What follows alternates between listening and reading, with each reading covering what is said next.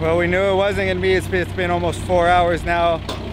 Freaking scorching heat. Let's see if this one gets it for us.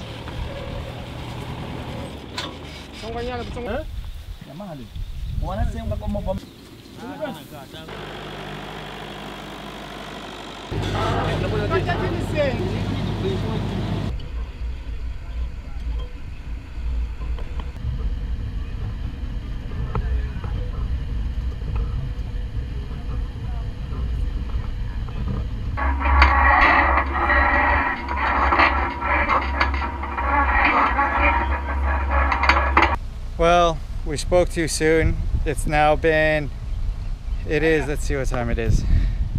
It's 3 o'clock. We started trying to get this machine to Chibanane at 6:30 this morning. It's now taking us 2 hours just to get from right over there.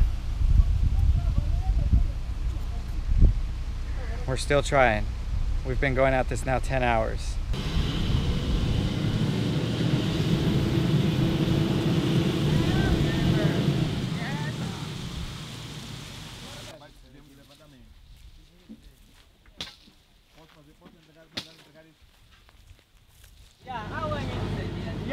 Yeah.